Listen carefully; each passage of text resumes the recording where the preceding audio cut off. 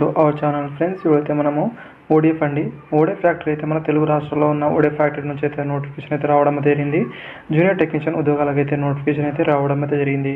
Qualification ఏముంటుంది, ఎన్ని vacancy ఉన్నాయి, అదేవిధంగా సాలరీ ఎంత ఇస్తారు, సెలక్షన్ ప్రాసెస్ ఎలా ఉంటుంది, మిగతా ప్రాసెస్ కూడా క్లారిటీ అయితే చెప్తాను. వీడియోని వస్తే లైక్, అదేవిధంగా సబ్స్క్రైబ్ అయితే చేసుకోండి. ఈ వీడియోకి అయితే 50 లైక్స్ మాత్రమే ఎక్స్ప్లెయిన్ చేస్తున్నాను.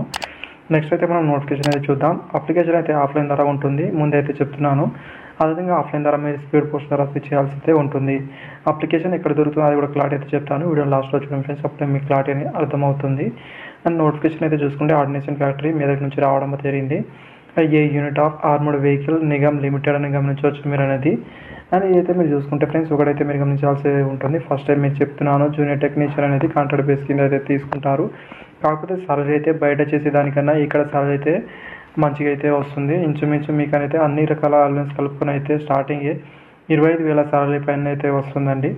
వేకెన్సీ వివరాల్లోనే చూసుకుంటే junior technician contract examiner engineering అనే వేకెన్సీ అయితే 10 అయితే ఉన్నాయి. కేటగిరీ బేస్గా చూడండి.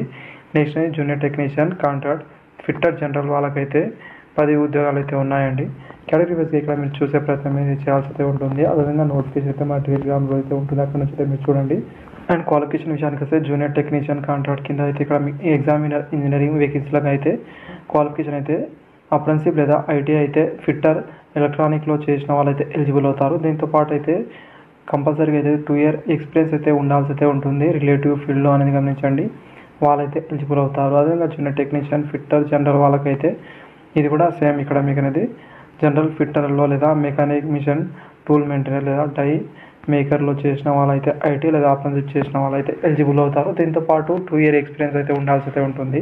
అండ్ ఏజ్ లిమిట్ విషయానికి వస్తే 18 నుంచి 30 సంవత్సరాల వరకు అయితే అప్లై అయితే చేసుకోవచ్చు.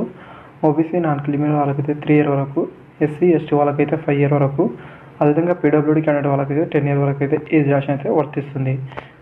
అండ్ సాలరీ విషయానికి వస్తే జూనియర్ టెక్నీషియన్ ఎగ్జామినర్ ఇంజనీరింగ్ కావచ్చు. అదేవిధంగా ఇక్కడ జూనియర్ టెక్నీషియన్ వాళ్ళకైతే 21,000 బేసిక్ సాలరీ అయితే ఉంటుంది. దీంతోపాటు మీకు అనేది డిఏ అయితే ప్రొవైడ్ అయితే చేస్తారండి. అదేవిధంగా ఇక్కడ మీకు స్పెషల్ అలవెన్స్ కూడా వర్తిస్తుంది. అదేవిధంగా యాన్యువల్లీ ఇంక్రిమెంట్ కూడా ఉంటుంది, 3% అనేది గమనించవచ్చు. ఇక్కడైతే మీరు అదర్ బెనిఫిట్స్ కూడా ఇక్కడ మీకు ఇస్తామని చూపించారు. దీంట్లో అయితే మీరు చూసే ప్రయత్నం చేయండి. సెలక్షన్ ప్రాసెస్ అయితే చాలా సింపుల్గా అయితే ఉంటుంది. మీ క్వాలిఫికేషన్లో వచ్చిన మార్క్స్ ఆధారంగా షార్ట్ లిస్ట్ చేసి అయితే మీకు ఇక్కడ ట్రేడ్ టెస్ట్ మాత్రమే ఉంటుంది. అది కూడా ట్రేడ్ టెస్ట్ అయితే క్వాలిఫై నేచర్లో మాత్రమే ఉంటుంది. డాటా అనేది చూసుకుంటే ఫస్ట్ 1 ఇయర్కి అయితే ఇక్కడ మీకు తీసుకుంటారు. ఆఫ్టర్ ఎక్స్టెండ్ కూడా చేస్తారు. మ్యాక్సిమం 4 ఇయర్ వరకు అయితే మీకు అనేది ఎక్స్టెండ్ చేసే అవకాశం అయితే ఉంటుందండి.